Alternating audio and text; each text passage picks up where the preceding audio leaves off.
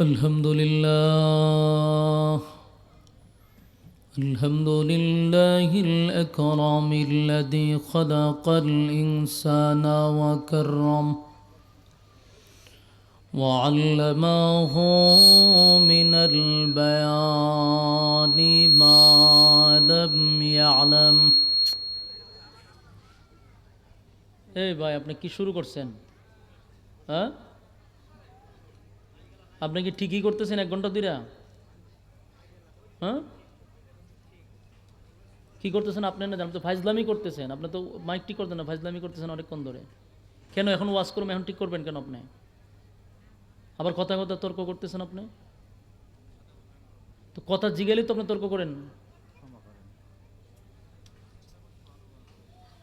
তো ভালো করতেছেন না কেন এতক্ষণ ধরে? রাত বাজে 10:30, মাইকে ঠিক করতেছে। এই কুদেন হালকাই করে রাখেন। নিরামিষ করছেন কেন সাউন্ডারে? 2টা বক্স লাগাইছেন, মনিটর লাগাইছেন, সাউন্ড সিস্টেমের কোনো খবর নাই। রিভাব দিয়ে এই কুতুলেন, হালকাই করে রাখেন। মাস্টারে তো বাড়ানির দরকার নাই। الحمد لله الأكرم الذي خلق الإنسان وكرم وعلمه من البيان ما لم يعلم فسبحان الذي لا يحصى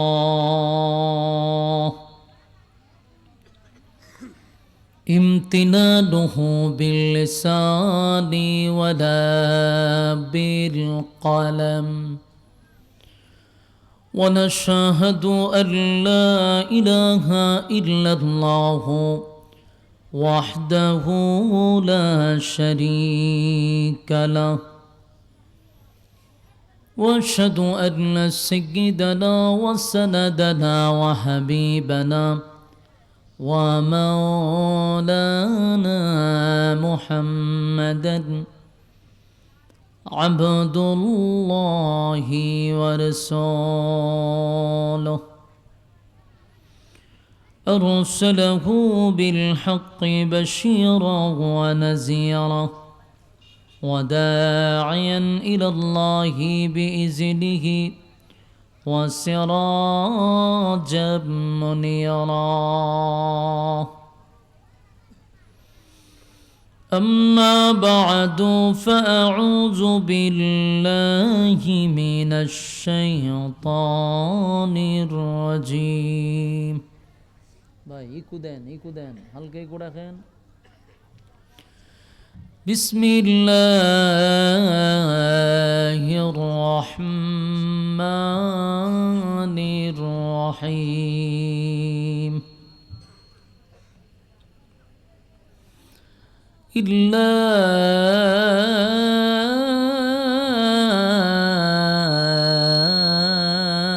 أصحاب اليمين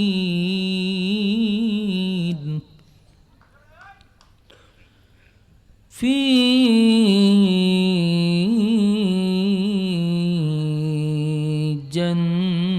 جنات يتساءلون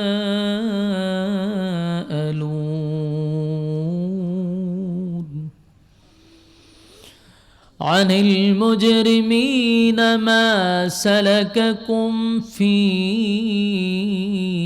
سقر قالوا لم نك من المصلين ولم نك نطعم المسكين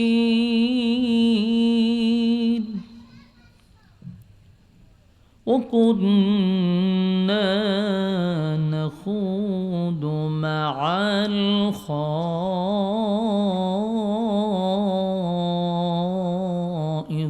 الخائضين وكنا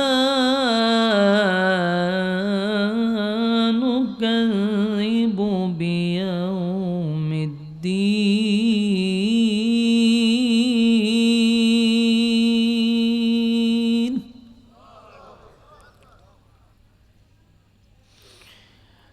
إلا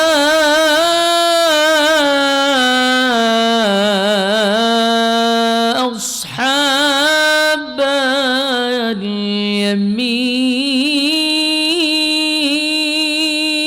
اليمين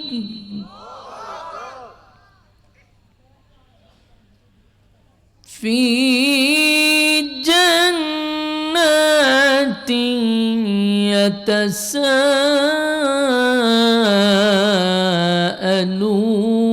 يتساءلون عن المجرمين ما سلككم في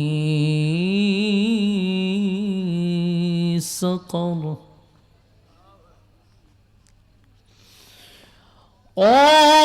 قالوا لم نك من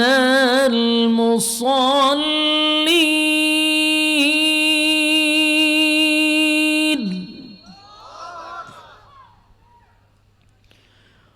ولم نك نطعم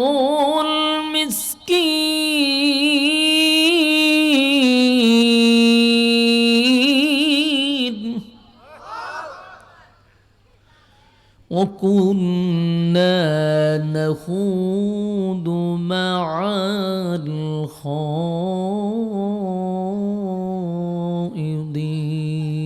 الخائضين وكنا نكذب بيوم الدين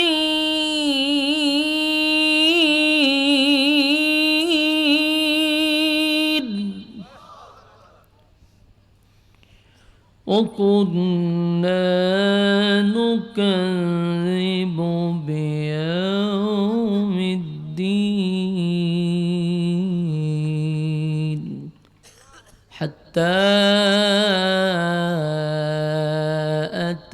أتانا اليقين صدق الله العظيم দুরূদ শরীফ পড়েন আল্লাহুম্মা সাল্লি আলা মুহাম্মাদিন ওয়া আলা আলি মুহাম্মাদ কামা সাল্লাইতা আলা ইব্রাহিম ওয়া আলা আলি ইব্রাহিম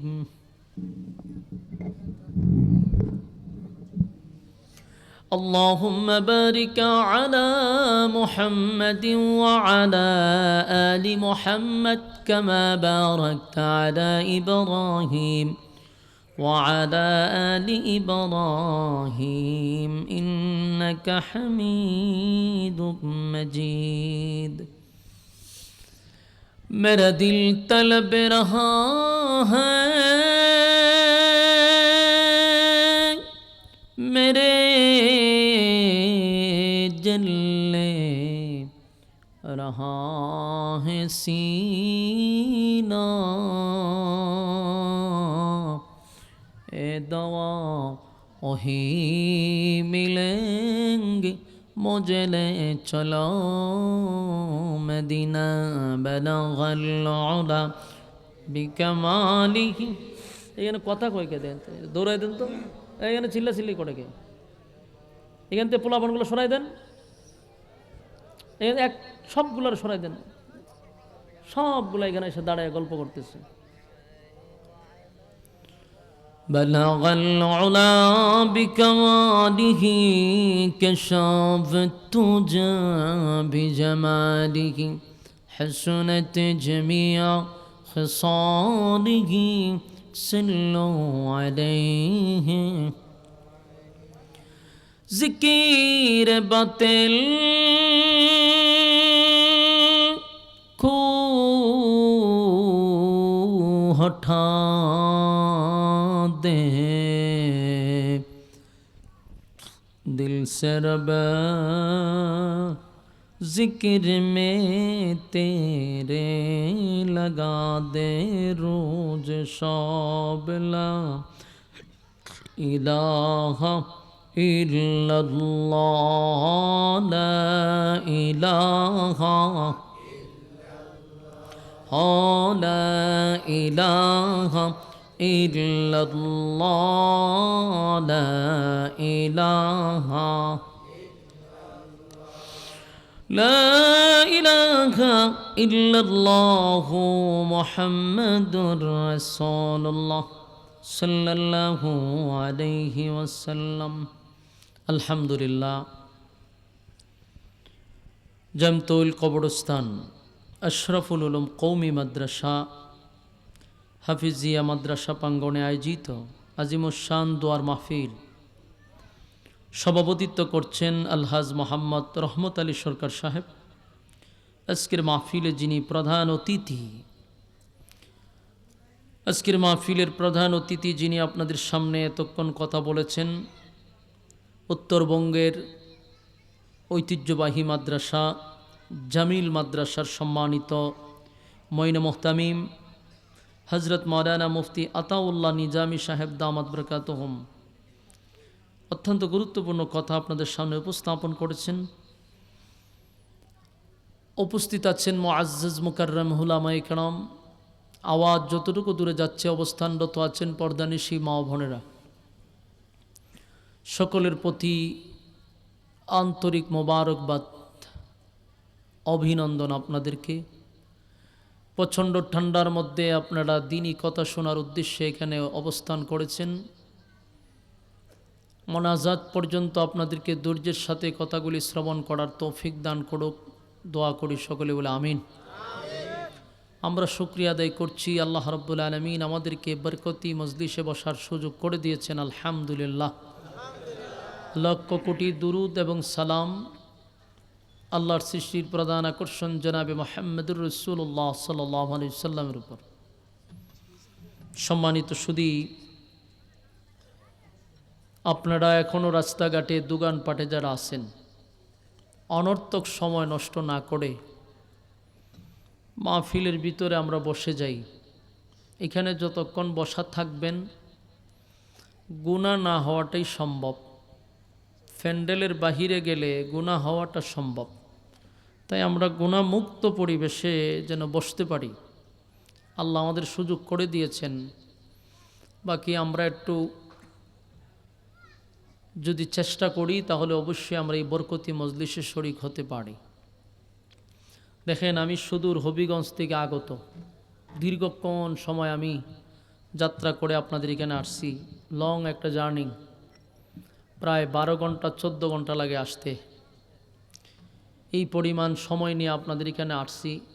আপনাদের এখানে বয়ান শেষ করে আমার যেতে হবে আবার হবিগঞ্জে, কালকে জুমার দিন।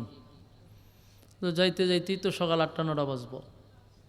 আমি কিন্তু আপনাদের এখানে আসছিলাম 8টার আগেই, 8টার সময় আসছি। ভাবছি যে আমাকে 9টা 9:30টায় দিয়ে দিব। আসার পরও বলছে যে 9:30টার ভিতরে হয়তো বা দিয়া দিতে পারি, কিন্তু এটাতে এই পর্যন্ত যাবে এটা তো আমি কল্পনা করি নাই। তো সময় তো সব আপনারা দিয়েই দিছি। আমি তো আগে আসছি, এখন আপনারা আমারে হুতায় রাখছেন, খাড়া করে রাখছেন, এটা আপনাদের ইচ্ছা। সময় তো দিছি, এখন উঠাইবেন আপনারা দেরি করে রাখেন, তো আমার দোষ না, আমি তো আগে এসে বসে রয়েছি। এরপরও যারা রাস্তাঘাটে আছেন তাদের প্রতিও বলছি, মেহেরবানি করে আপনারা প্যান্ডেলের ভিতরে চলে আসেন। আমি এত দূর থেকে আসতে পারছি, আর আপনারা এলাকার ভিতর থেকে আসতে কি কষ্ট হয়? এই মাহফিলটা কি প্রতিদিন হবে? তাহলে বছরে একদিন। তো বছরে একদিনও যারা এই মাহফিলগুলোতে বসতে পারে না, এদের মতো কপাল পোড়া আসেনি, দুর্ভাগ্য আর আছে? প্রতিদিন আড্ডা গল্প ব্যস্ত, বছরে একদিন দিনের জন্য ইসলামের জন্য দিতে পারে না, কত বড় কপাল পোড়া। আল্লাহ এদের হেদায়েত দান করুক, আমিন। গিয়া দেখেন এখনো দোকানে আছে, ওই দিন রাস্তায় আটতেছে, দল বাইন্দা বাইন্দা ঘুরতেছে, কিন্তু এখানে বসতে মন চায় না। কেন চায় না? শয়তান এই পরিমাণ ভর করছে যে ভালো কাজে তার বসতেও ভাল লাগে না, ভালো কাজ শুনতেও ভাল লাগে না। ভিতর এই পরিমাণ বাসা বাঁধছে শয়তান। আবার এখানে যদি একজন নর্তকী বসায় দিতেন গানের কনসার্টে, তখন দেখতেন সামনে বসার লেগে ঠেলাঠেলি শুরু করত। গুনাহের কাজে তাদের আগ্রহ বেশি, নেকির কাজে তাদের আগ্রহ কম। এই জন্য হুজুর বইলা গেছে আতাউল্লাহ নিজামী সাপ যে গুনাহ করতে করতে এমন অবস্থা হয়েছে যে ভালো কথা শুনতে ভালো লাগে না। এটার একমাত্র কারণ হলো ভিতরে কলব মরে গেছে। এই কলব জিন্দা করতে গেলে আবারও দিনই পরিবেশে আসতে হবে, বেশি বেশি করে দিনই কথা শুনতে হবে, দিল জিন্দা করতে হবে। আর এই অবস্থায় যদি চলতে থাকেন, আর আল্লাহ না করুক মারা যান, তাহলে কি বুঝেন অস্তিত্ব থাকবো? ব্যক্তিত্ব নিয়ে মরতে পারতেন না। আল্লাহ বোঝার তৌফিক দোকা আমিন। আমি যেহেতু সময় আপনাদের এখানে শেষ করে দিছি আগেই, এই জন্য আমি ভূমিকা লম্বা করতে রাজি না। আয়াত পড়ছি, ডাইরেক্ট আলোচনা চলে যাব। আলোচনা 1.5 ঘন্টার আলোচনা আমি ঘণ্টাখানেকের ভিতরে শেষ করার চেষ্টা করব ইনশাআল্লাহ, যাতে লম্বা সময়ের আলোচনা অল্প সময় আপনারা গুছালো বক্তব্য নিয়ে বাড়িতে যেতে পারেন। প্রচণ্ড ঠান্ডার মধ্যে আগামীকালকে আবার জুমা। সচরাচর জুমার দিন আমরা প্রোগ্রামগুলো কাছাকাছি রাখি। আপনার মাদ্রাসার যিনি মোহতামিমনি, উনি যিনি গেছিল দাওয়াত দিতে, উনি অত্যন্ত কষ্ট করে হবিগঞ্জে গেছে। ওনার চেহারার দিকে তাকাইয়া, কষ্টের দিকে তাকাইয়া আমি বাধ্য হইয়া প্রোগ্রামটা দিছি। বিশ্বাস করেন, আল্লাহ হাজির নাজির, শুক্রবার বৃহস্পতিবারের রাত্রের প্রোগ্রাম জেলার ভিতরে রাখি। কারণ আমার তো জুম্মা পড়াইতে হয় মাদ্রাসায়, এত দূর জুম্মা বয়ান করে আমি জুম্মা পড়াবো কীভাবে বলেন? আমি ঘুমামো কোন সময় আর জুমার প্রস্তুতি নিমো কোন সময়? কিন্তু উনি যখন গিয়ে আমার কাছে কইছে যে আমার এই ডেটটা লাগবো, চিন্তা করলাম সিরাজগঞ্জ থেকে আসছে, ফিরাইয়া দিমো, মনে কষ্ট নেওয়া যাবে। এই নিজের বিবেকের কাছে আমি আটকা পইরা প্রোগ্রামটা দিছি। যাই হোক, আমি আসছি, আপনারাও রাস্তাঘাটে আর সময় নষ্ট করবেন না। একটু কমানি কোডা, ঠিক আছে? সাউন্ড অপারেটর একটু ডাক দেন, সাউন্ড ঠিক আছে, হালকা একটু কমাইবেন, আপনি ধরেন না, না বুঝলে। আমি আপনাদের সামনে যে আয়াতগুলি পড়ছি, এই আয়াতগুলির থেকে ওইদিকে বাড়াইছে নাকি এখন আবার বৈশা? আমি আপনাদের সামনে যে আয়াতগুলি পড়ছি, আয়াত থেকে আপনাদের সামনে কিছু কথা উপস্থাপন করতে চাই। আল্লাহ তৌফিক দান করুক, আমিন। দেখেন, পৃথিবীতে যে কোনো ধর্মের মানুষ হোক, যে কোনো মতের মানুষ হোক, যে কোনো কালচারের মানুষ হোক, কোনো না কোনো বিষয় নিয়ে আমাদের মধ্যে মতভেদ থাকে। একটা বিষয়ে পৃথিবীর সমস্ত মানুষ একমত, কোনো মত নেই, এখানে কোনো প্রশ্ন নেই। একটা বিষয়ে সবাই একমত, এটা হলো মরতে হবে, মরতে হবে। আমরাও মরবো, এতে কোনো সন্দেহ নেই। অপারেটর তো এখানে তাহার কথা রে ভাই, আপনি না বুঝতে দিলেন না, অপারেটর এখানে তাকার কথা। থাক, তুমি দূরে না, চলবো, এতে আস্তে আস্তে আসুক। বলুন, সবাই একমত, এটা কি করতে হবে? মরতে হবে।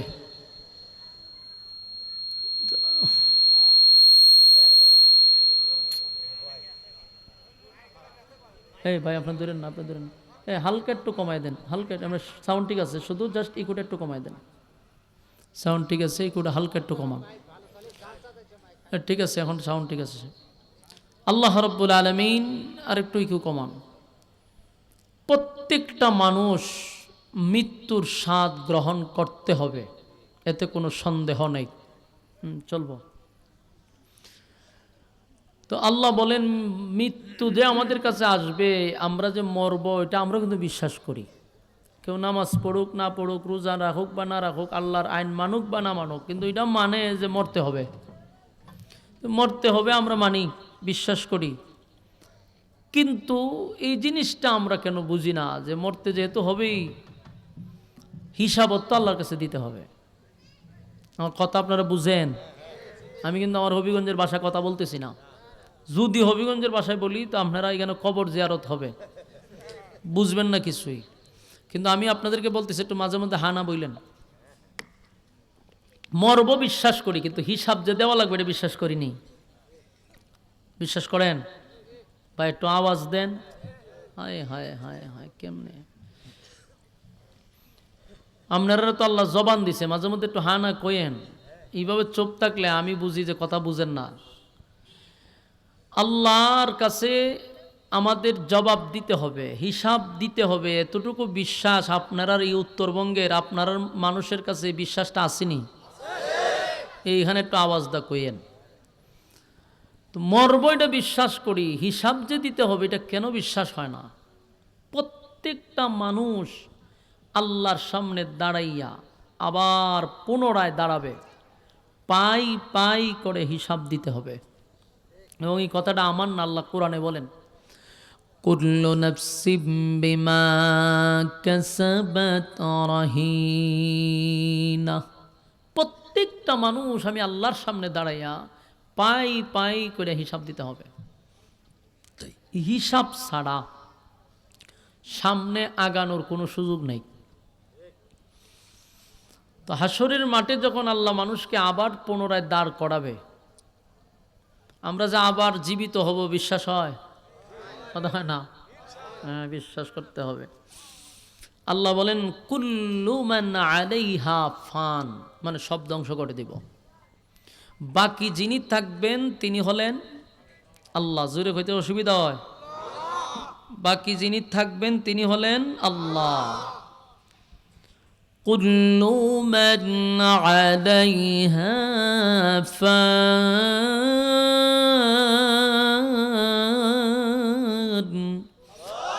ويبقى وجه ربك ذو الجلال والإكرام।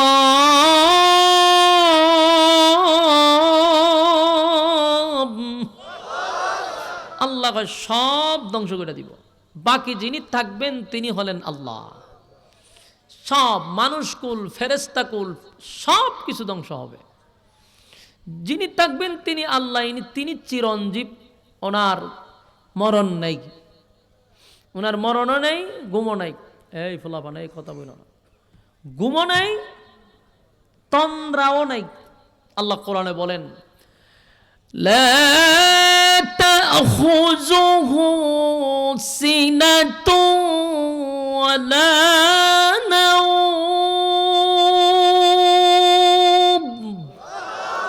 আল্লাহ বলেন আমার ঘুমও নাই, তন্দ্রাও নাই, ক্লান্তিও নাই। আবার তিনি চিরঞ্জীব, ওনার মরণ নেই। আল্লাহ বলেন সবাইকে আমি শেষ করে দিব, আবার পুনরায় আমি আবার দাঁড় করাবো। মানুষ দাঁড়াবে আবার তার কৃত কর্মের জবাব দেওয়ার জন্য, পাই পাই করে হিসাব নেবে। তিনটা দলে মানুষ ভাগ হবে। কয়টা দল? একটা দলকে আল্লাহ বিনা হিসাবে জান্নাত দিবে। আল্লাহ বলেন ইল্লা আসহাবাল ইয়ামিন।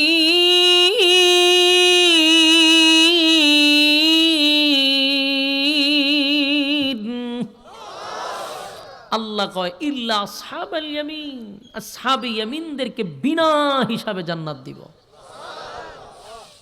আরেকটা দল ডানপন্থী আসহাবে ইয়ামিন, একটা দলকে কোনো হিসাব নাই এমনি জান্নাত দিব, আরেকটারে ডান হাতে আমলনামা দিয়ে জান্নাতে ঢুকাবে। আরেকটা দল হবে বামপন্থী, বামপন্থীদের হিসাবে আটকা পড়ে যাবে, হিসাব দিতে গিয়ে কি পড়বে? আটকা পড়ে যাবে।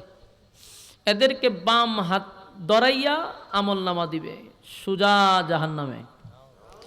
ইন্না জাহান্নামা কানাত মিরসাদা, নিশ্চয়ই তারা জাহান্নামে যাবে এবং জাহান্নাম তাদের জন্য উৎপেতে বসে আছে। লিতাগিনা মাআবা, সীমা লঙ্ঘনকারীরা জাহান্নামে অবস্থান করবে। লাবিসিনা ফিহা আহকাবা, যুগের পর যুগ অবস্থান করবে। লা ইয়াযুকুনা ফিহা বারদান ওয়ালা শারাবা, এদের জন্য কোনো ধরনের মিষ্টি পানি তাদেরকে দেওয়া হবে না, তৃষ্ণা নিবারণ করার জন্য কোনো পানি দেওয়া হবে না। ইল্লা হামিমান ওয়া গাসসাকা। আল্লাহ বলেন এমন এক পানি দিব যা পানি পান করলে পড়ে তার নারী বুড়ি সব গলে পিছনের রাস্তা বাহির হয়ে যাবে। নাউজুবিল্লাহ। কি বুঝেন? অস্তিত্ব থাকব। জাযাআ ওয়াফাকা। আল্লাহ বলেন এটা তোমাদের কৃতকর্মের পূর্ণ ফল। তাহলে এই যে অবস্থাগুলি আমাদের সামনে বাকি রয়ে গেছে, বিচার, একের পর এক বিচার হবে, পানিশমেন্ট দেওয়া হবে জনমের মতো, এই বিষয়গুলো আমাদের মাথায় রাখার দরকার আছে না নাই? আল্লাহ বলেন আমি তোমাদের হিসাব নিব পাই পাই করে, যার্রা পরিমাণ যদি ভালো কাজ করো এটাও আমি তোমাদেরকে দিয়া দিব, যদি যার্রা পরিমাণ খারাপ কাজ করো সেটাও তোমাদের আমি দেখাইয়া দিব, বাঁচার কোনো সুযোগ নেই।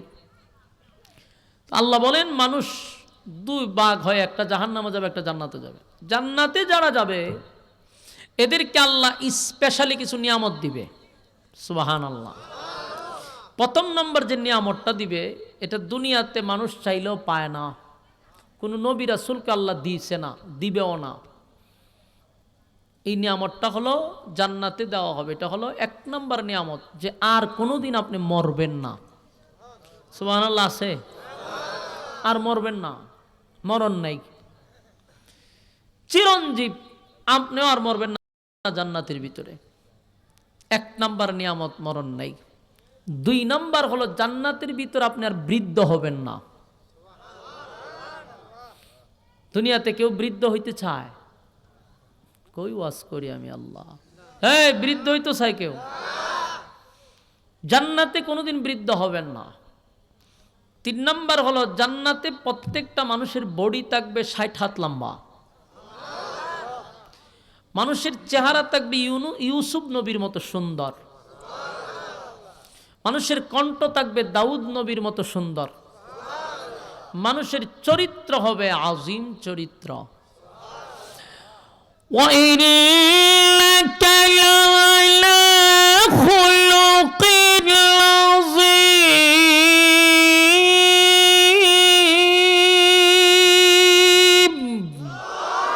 আল্লাহ বলেন খুলুক আজিম চরিত্র দান করব। সুবহানাল্লাহ। কার চরিত্র? বিশ্ব নবীর চরিত্র। সুবহানাল্লাহ। এই এতগুলা নিয়ামত দিয়া আল্লাহ ঢুকাবে, আর রাজত্ব দিবে এই পৃথিবীর 10টা পৃথিবীর সমান। বউ দিবে কমপক্ষে 72টা। খুশি নি আপনারা? কমপক্ষে 72টা বউ দিবে আপনাদেরকে। দুনিয়াতে কয়টা করে বিয়ে করছেন? একটা। আরেকটা করতে মন চায়, কিন্তু কপালও ঠাডা পড়ছে, বাংলাদেশে জন্ম নিছেন। বাংলাদেশে জন্ম নিলে একটা বিয়া করছেন, সবর করেন, রোজা রেখা লাইবেন। কিন্তু জান্নাতের ভিত্তি একটা দুইটা না, সর্বনিম্ন বইল 72টা, উপরে 1000 হইতে পারে। সুবহানাল্লাহ। আল্লাহ আমাদেরকে জান্নাতে বউ দিব, চেহারা সুন্দর দিব, কণ্ঠ সুন্দর দিব, বডি দিব 60 হাত লম্বা। সুবহানাল্লাহ।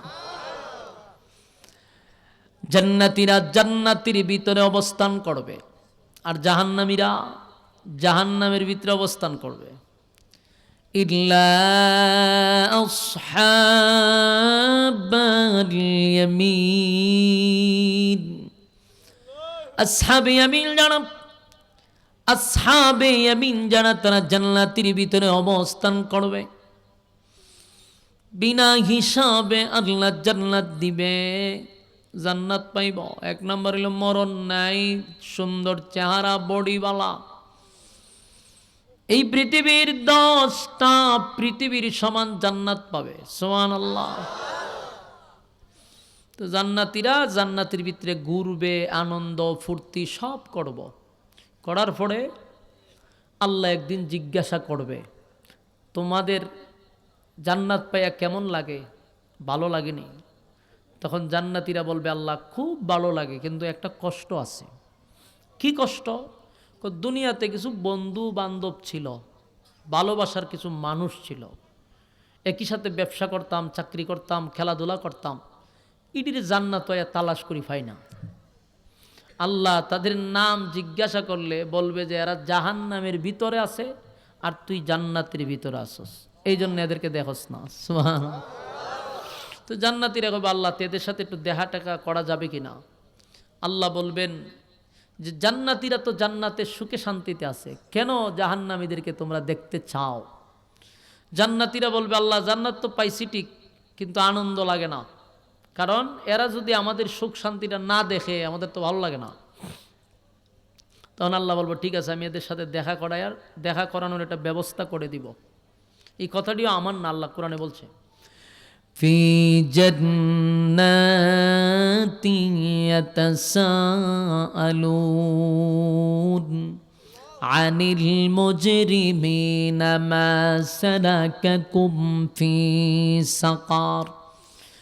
আল্লাহ রাব্বুল আলামিন বলেন জান্নাতি আর জাহান্নামীদের মধ্যে দেখা হবে, কথা হবে। জান্নাতি আর জাহান্নামী যখন দেখা হবে, জান্নাতীরা জাহান্নামীদেরকে জিজ্ঞাসা করবে দোস্ত রে, একই সাথে ব্যবসা বাণিজ্য করতাম, একই সাথে চাকরি করতাম, একই সাথে খেলাধুলা করতাম, আমি জান্নাত পাইলাম, বন্ধু তুই কেন জাহান্নামের ভিতরে আসস? কেন তুই জান্নাতে ঢুকতে পারলি না? কেন জান্নাতের নাজ নিয়ামত তুই ভোগ করতে পারলি না? আমার আল্লাহ কেন এত দয়া মায়া করা জান্নাত দিল? আমি জান্নাতের নাজ নিয়ামত পাইয়া আনন্দে আছি, বাড়ি আছে, গাড়ি আছে, অট্টালিকা আছে, হুর গিলমান আছে, কত আনন্দে। আর আমাদের মরণ নাই, আমরা বৃদ্ধ হব না, চেহারা সুন্দর, কণ্ঠ সুন্দর, হুর পাইছি, আনন্দের সীমা নাই, অট্টালিকার অভাব নাই। কিন্তু বন্ধু তোমার সঙ্গে তো আমি একই সাথে ব্যবসা করলাম, একই সাথে চাকরি করলাম, জামতলের বাজারে একই সাথে ব্যবসা করছেন, একই সাথে চাকরি করছেন, কিন্তু এই লোকটা জাহান্নামের আগুনে জ্বলে, আপনি জান্নাতের ভিতরে আরামায়েশে আছেন। জান্নাতীরা বলবে ও জাহান্নামীরা, কোন কারণে তোমরা জাহান্নামে আসছো? কেন তোমরা জাহান্নামে আসছো? কিসে তোমাদেরকে জাহান্নামে আনলো? জাহান্নামীরা তখন বক্তব্য দিবে আর বলবে দোস্ত রে, জাহান্নামে আসছি 4টা কারণে। জুড়ে কোন কয়টা কারণে? 4 কারণে জাহান্নামে আসছি। একটা একটা করে তারা কারণ বর্ণনা করবে। এই যে আপনারা এখানে বসছেন, এই যে 4টা কারণ যদি আপনারা শুনেন আর আজকের থেকে এই অপরাধগুলি না করেন, তাহলে আপনারা 4টা কারণে জাহান্নামে আর যেতে হবে না। কথা কি আমার বুঝতেছেন? জাহান্নামীরা যেই 4 কারণে জাহান্নামে গেছে, আমরা যদি 4টা কাজ না করি তাহলে জাহান্নামে আমরা যাব না। আপনারা শুনতে রাজিনি? শুনবার মন মানসিকতা আসেনি আপনারা? জাহান্নামীরা বলে জাহান্নামে আসার 1 নাম্বার যে কারণ, দুস্থ জাহান্নামে আসার 1 নাম্বার কারণ হলো ক্বালু লাম নাকু মিনাল মুসাল্লিন।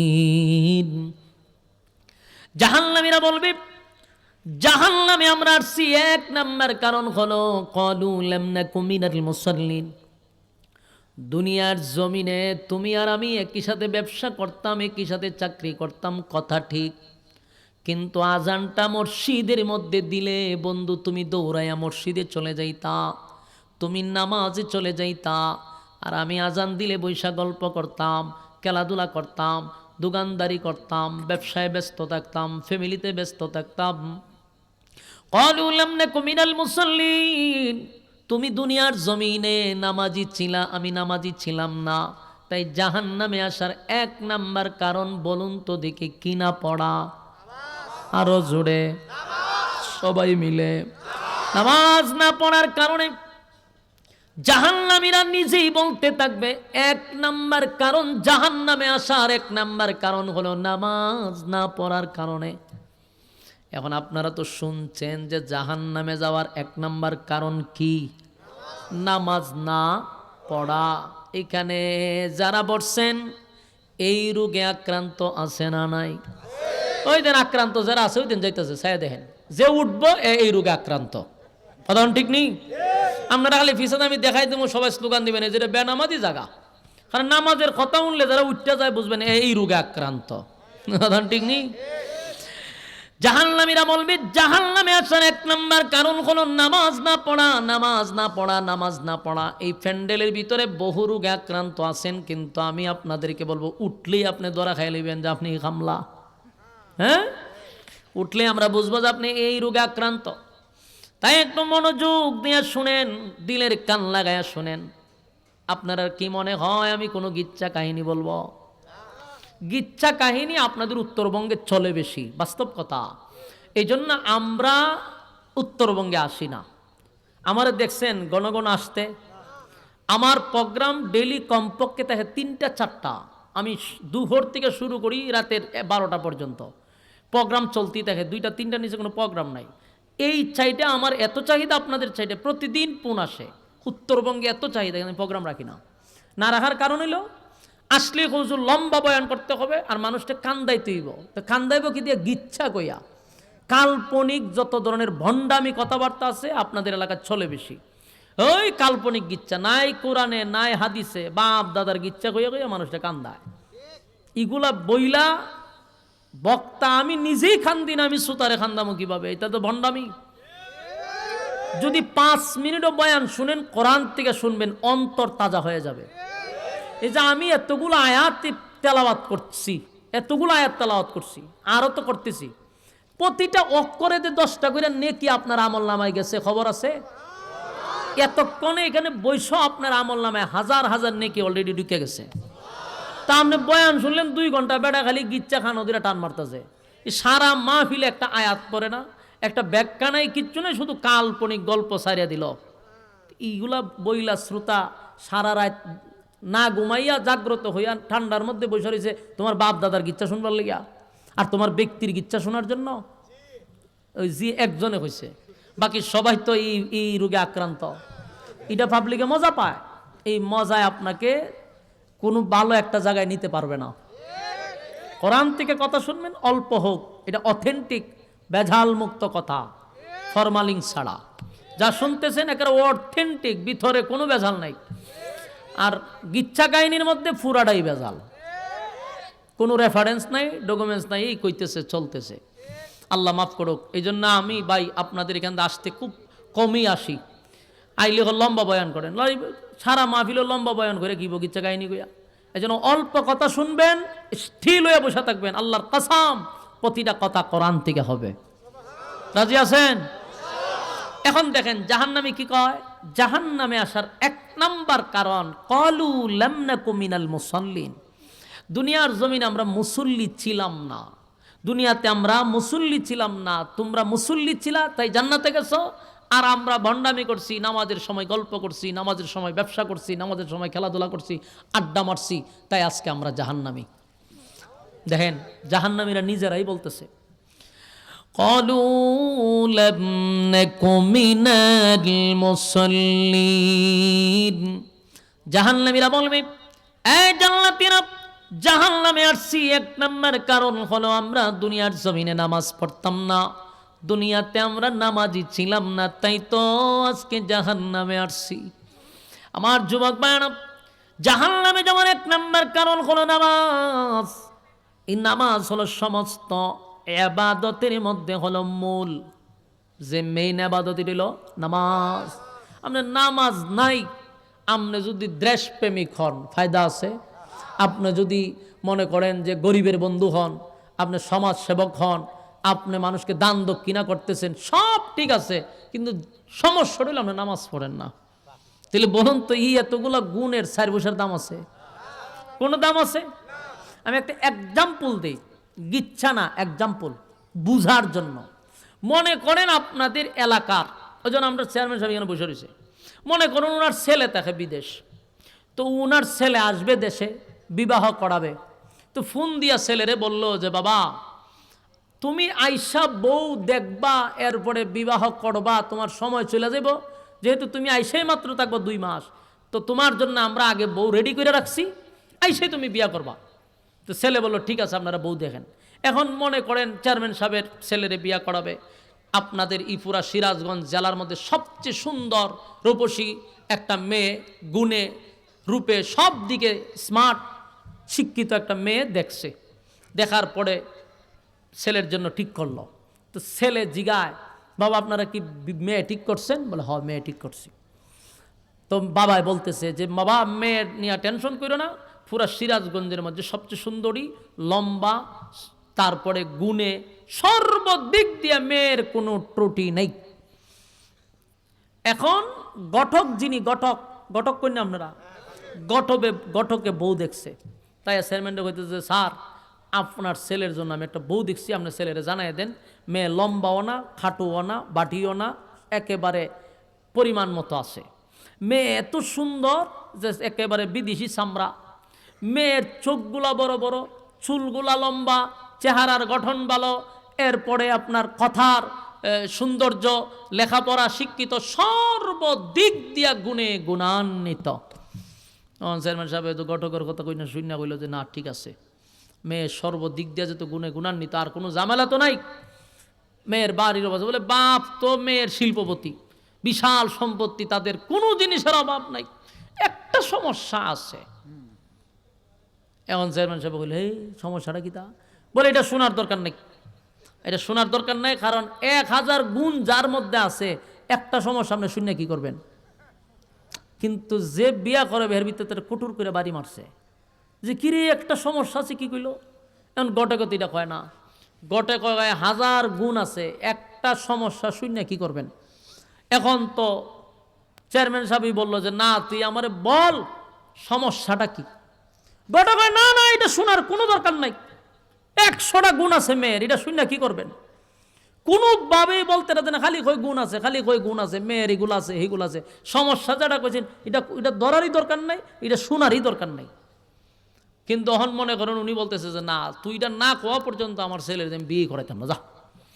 শেষে ঘটকে কয় একটা সমস্যা আছে, মেয়ের তো হাজার হাজার হাজার হাজার গুণ আছে, একটা সমস্যা আছে, সমস্যা রইল মেয়েটা রাত্রে যে কই যায় তালাশ করে ভাবা যায় না। আচ্ছা কন্ত দেখি, এই কথা শোনার পরে তার 1000 গুণ থাকলে এই মেয়ের প্রতি আর আকর্ষণ আছে?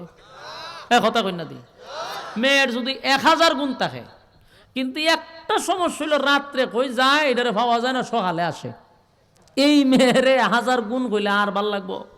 কথা কই না দি, আর রুচি থাকবো? আর বিয়া করাইব? 1000 গুণ যখন একটা কারণে সব গুণ ধূলিসাৎ হয়ে গেছে, ঠিক তেমনি ভাবে আল্লাহ বলেন একটা বন্দার হাজার হাজার গুণ আছে, সে মানুষকে দান করে, সে মানুষের সাথে সুন্দর ব্যবহার করে, মানুষকে কষ্ট দেয় না, দান দক্ষিণা করে, গরিবের বন্ধু, গরিবের পাশে দাঁড়ায়, সর্বদিক দিয়া লোকটা ঠিক আছে, দোষ একটাই, নামাজ পড়ে না। আল্লাহ কয় তার সমস্ত গুণ আমার কাছে 4 পয়সার কোনো দাম নাই। কথা কি বুঝতেছেন? একটা মেয়ের 1000 গুণ তা হোক, যদি চরিত্র সামান্য সমস্যা হয় 1000 গুণের আর দাম নাই। একটা মানুষ যত ভালো কাজই করুক, যদি নামাজ না পড়ে আল্লাহ আর 4 পয়সার দাম আমার কাছে নাই। কথা বুঝতেছেন?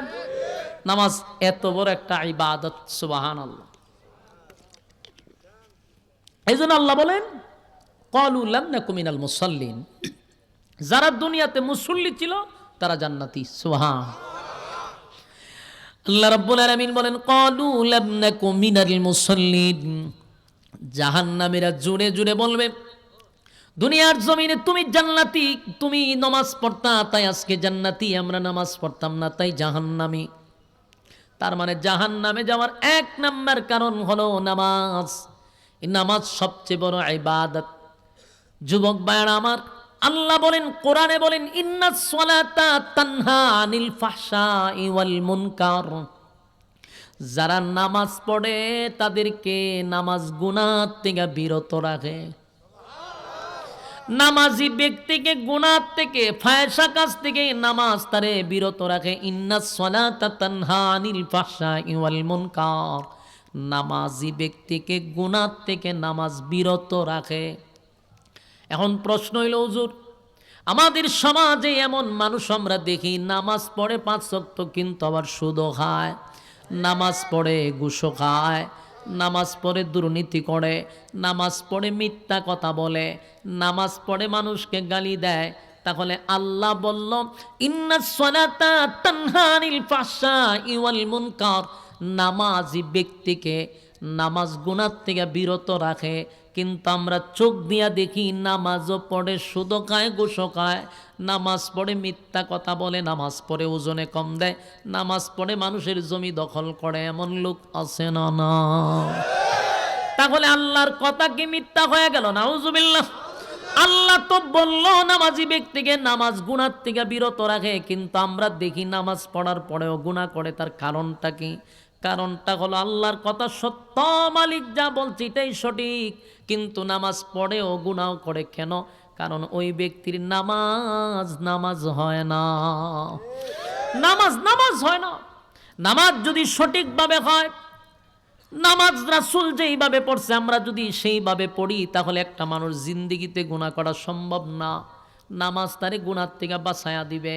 কিন্তু নামাজ পড়েও যারা গুনাহ করে, বুঝবেন নামাজ সঠিকভাবে হয় না। সাল্লু কামা রাআইতুমুনি উসাল্লি, রাসূল যেইভাবে নামাজ পড়ছে আমরা যদি সেইভাবে পড়ি, তাহলে আমাদের নামাজ আমাদেরকে গুনাহ থেকে বাঁচাবে। আমরা নামাজ যে কত স্টাইলে দেখবেন, আমরা মুসল্লিরা মসজিদে গেলে এইভাবে দাঁড়াইব, নামাজও দাঁড়াইছে আল্লাহর সামনে, দাঁড়াইয়া মসজিদের টাইলস কীভাবে লাগাইছে নামাজ হারিয়ে দেখে, এদিকে তাকায়, এদিকে তাকায়, এমনি তাকায়, বলতে কি নামাজ হইছে? না, নামাজের সাথে তামসা চলতেছে, ফাইজলামি চলতেছে। এবার নামাজও দাঁড়াইছে, মসজিদের ফ্যান দেখে, মসজিদের ক্যালেন্ডারের ফাইসায়া থাকে, নামাজ পড়ে পিছনে কেসিভাবে দেখে। এগুলা নামাজ হয় না, শেষ, নামাজ শেষ। নামাজের মধ্যে খাসি দেয়, অনর্থক বেহুদা খাসি দেয় করে, বিনা উজুরে কাশা, নামাজ ভঙ্গের কারণ। নামাজের এরপরে দেখেন নামাজের ওয়াজিব কয়টা আমাদের মুসল্লিরা জানেই না। রুকুর থেকে সোজা হইয়া দাঁড়ানো এটা ওয়াজিব, অথচ এইভাবে রুকুর থেকে বের হই সেজদার জায়গা, সেজদার থেকে সুন্দর করে না উঠি আবার এইভাবে জায়গা, নামাজ শেষ।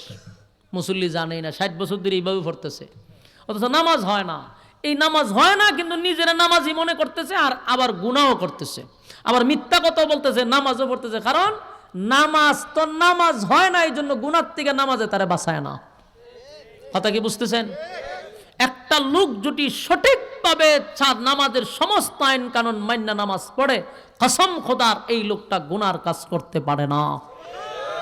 সে যখন গুনাহ করতে যাবেন, তার বিবেক বলবে, রে আমি তো নামাজি ব্যক্তি, আমি এই কাজটা কিভাবে করি, আমি ওজনে কিভাবে কম দেয়, আমি না নামাজ ফিরেছি, আমি মিথ্যা কথা কিভাবে বলি, আমি না নামাজি, আমি জেনা কিভাবে করি, আমি না নামাজি, আমি দুর্নীতি কিভাবে করি, আমি না নামাজি, আমি মানুষের উপরে জুলুম কিভাবে করি, আমি না নামাজি। নামাজ তারে বাধা দিবে, কিন্তু আমাদের মানুষটা বাধা দেয় না কেন? এর নামাজি তো হয় না। ভুল ধরতে চাইলে উজুর মধ্যে অসংখ্য ভুল পাওয়া যাবে, উজুই তো ঠিক মনে করতে পারে না। এই যে শীতের সময় আসছে, উজু এইভাবে কইরা বাসায় পড়ছে, অথচ প্রতিটা চামড়ার ফাটায় ফাটায় পানি ঢুকতে হবে, গোসায়া গোসায়া ঢুকাই তুইব পানি, হে জানি না, ফাউডা এইভাবে দিয়ে পড়ছে, অথচ পাওয়ের আঙ্গুলের চিপা চাপায় পানি ঢুকাইতে হবে। আমরা কয়জনে জানি? মুখ এমনি ধুইতেছে, মুখ মণ্ডল পুরাটা ভালো কইরা ধইল কিনা, দাড়ির ভিতরে পানি গেল কিনা, চামড়ার ভিতরে পানি ঢুকলো কিনা, কোনো খবর নাই। তো তুমি তো পাক পবিত্রই হইতে পারলা না, তো তুমি নামাজ পড়বা কি দিয়া? প্রস্রাবে গেলে পড়ে এমনি ফানিলে উঠে আইসা পড়ে, হ্যাঁ টিস্যু নাই, কিচ্ছু নাই, আইসা পড়ছে, বাথরুমে গেছে, টিস্যু সারা গেছে, তো নামাজ হইতো কেমনে? এগুলো আমাদের খেয়াল করা দরকার। এই জন্য নামাজে আমাদেরকে গুনাহ থেকে বাঁচায় না। কথা কি বুঝতেছি? আমাদের নামাজ হতে হবে ধীর স্থির, আর আমরা নামাজে গেলে তাড়াহুড়া। এমনি দেখবেন দোকানে বসে ঘন্টার পর ঘন্টা গপ করতেছে, আড্ডা মারতেছে, সময়ের কোনো সমস্যা নাই। যখনই নামাজও যায় তখন খালি কারেন্টের সাহায্যে নামাজ পড়ে, এত দ্রুত নামাজ পড়ে বোঝা যায় যেমন তার গাড়ি চলে যেতেছে। বাস্তব নামাজ তো শুক্রবারে দেখবেন জুম্মাত যারা যায়, ইমাম সাহেব সালাম পিরাইতে দেরি, ওইটা দৌড় মারতে দেরি নাই। কেন রে, তুই নামাজ আইলে তো তাড়াহুড়া করস কা? সব কাজে তুই ধীরস্থির, কিন্তু নামাজ আইলে হেতে তাড়াহুড়া করে, এগুলা নামাজ হয় না। নামাজের সাথে তামাশা করা হয়। অথচ আল্লাহর হাবিবে কিবরিয়া নবী মুহাম্মদুর রাসূলুল্লাহ সাল্লাল্লাহু আলাইহি ওয়াসাল্লাম, আমার নবীর কিন্তু গুনাহ নাই, নবী হলেন নিষ্পাপ। কিন্তু আম্মা জান আয়েশা বলেন, আমার নবীর গুনাহ নাই, নবীর গুনাহ নাই, নবী হলেন নিষ্পাপ। কিন্তু আমার নবী যখন নামাজে দাঁড়াইতো, আমি আয়েশা মাঝে মধ্যে ভয় পাইতাম। নবী যখন সেজদায় যাইত, আমি আয়েশা মাঝে মধ্যে ভয় পাইতাম গো। আমি মনে করতাম নবী মনে হয় দুনিয়ার থেকে চলে গেছে। এত লম্বা সেজদা নবী দিতেন, এত লম্বা রুকু দিতেন। নবীজি যদি এত লম্বা রুকু আর সেজদা দেয়, উম্মত রে তোমার আমার তো গুনার কোনো কমতি নাই, তোমার আমার গুনার কোনো অভাব নাই। এত গুনাহ করার পরও কেমনে রে এত তাড়াতাড়ি কারেন্টের সাহায্যে নামাজ পড়ি। আর আমার নবী সেজদায় গেলে আম্মা জানাইছা বলেন আমি মাঝে মধ্যে নবীর সিমটি দিতাম, নবী লড়লে বুঝতাম নবী বেঁচে আছে না হয় আমি ভয় পাইতাম। নবী এত লম্বা সেজদা দিত, এত লম্বা রুকু দিত। আর আমরা এখন এইভাবে উড়াউড়ি কারেন্টের সাহায্যে নামাজ পড়ে 2 মিনিটে সব নামাজ শেষ করে নিচ্ছি। এগুলা নামাজ হয় না, মালিকের সঙ্গে তামসা করা হয়। কারণ তুমি আল্লাহর সামনে দাঁড়াইছ, আমি আর তুমি চোখ দিয়ে আল্লাহরে দেখি না, কিন্তু আমার মালিক আমার আর তোমার দেখে যে আমি মালিকের সামনে দাঁড়াইছি। আর দাঁড়াইয়াই তামসা করতেছেন। এগুলার থেকে আর শিকার দরকার আসেনি, ওই শিকার দরকার আসেনি। এই ওয়াজ পাইতেন কো? এই ওয়াজ তো না এসেরা তো শুরু হয়েছে সাফে আর ব্যাঙ্গের গিচ্ছা। এই ওয়াজ শুরু করে দিয়েছেন না, 4 পয়সার মুসল্লির কোনো ফায়দা হয়? হায় হায় হায়, ওয়াজের মাঠটারে দিছে ধ্বংস কইরা। আপনারাও খুব মজা পান গিচ্ছাগুলি। এই যে মাসলা মাসাইলগুলা কত দরকার আপনাদের জীবনের, কত প্রয়োজন, কিন্তু ওয়াজ হয় না। আয়সা গিচ্ছা কাহিনী, কি ফায়দা হইব গিচ্ছা শুনে? আমার মুসল্লিরা গোসল চিনে না, মুসল্লিরা উজু চিনে না, নামাজ পড়তে পারে না, হেরারে শোনায় সাপের আর ব্যাঙ্গের গিচ্ছা। ঠিক তো আপনার জন্য, কারণ আপনারা তো মজা পান। এই জন্য আপনাদের হাতে পায়ে ধরে বলি, গোসল চিনে না, গোসলও শিখা দরকার। আমরা কোথায় শিখবো বলেন? মাদ্রাসা আছে, আপনারা তো আসেন না। পবিত্রতা ইমানের একটা অঙ্গ। বলুন, পবিত্রতা ইমানের অঙ্গ। যত পবিত্র থাকবেন আল্লাহর কাছে তত প্রিয় হতে পারবেন। এখন সুবহানাল্লাহ আসেনি আপনার এলাকায়? আছে? থাকলে হইবেন। পবিত্রতা ইমানের কি? আমরা পবিত্রতা নাই। কাফর একটা 10 বছর হয়ে যায়, শরীরে গেলে গন্ধ করে, মুখে দুর্গন্ধ করে, তারপরে তার শরীরে গন্ধ করে। কাফর এটা দয় না, তো তোমার কাছে ফেরেশতা আইব কিভাবে? ফেরেশতা মানুষের সাথে থাকে, ফেরেশতা মানুষকে ট্যাগেল দেয়, তো তোমার কাছে ফেরেশতারা আসতো কিভাবে? আপনি বলবেন যে আমরা গরিব মানুষ। আরে ভাই, কাপড় তো এটা মানে সদ্য তালি হোক, অসুবিধা কি? এটা কি পরিষ্কার করতে টাকা লাগে? পরিষ্কার কইরা প্রয়োজনে 2 দিন পরে পরে ধুইবেন, একদম ক্লিন থাকবেন। ফেরেশতা আপনার সাথে থাকে, বুঝেন না কেন? অপবিত্র মানুষকে আল্লাহ পছন্দ করে না, ক্লিন পরিষ্কার মানুষকে আল্লাহ পছন্দ করে। আমরা যত পরিষ্কার থাকবেন, যত পবিত্র থাকবেন, তত আল্লাহর প্রিয় হতে পারবেন। নোংরা মানুষ আল্লাহর প্রিয় হতে পারে না, কারণ আল্লাহ বলেন আমি পবিত্র, আমি সুন্দর, তাই সুন্দরকে পছন্দ করি। তাই চেহারা সুন্দরের কথা কইছে না, আপনি যত পরিপাটি থাকবেন, যত পরিষ্কার থাকবেন, আল্লাহ তত পছন্দ করবে।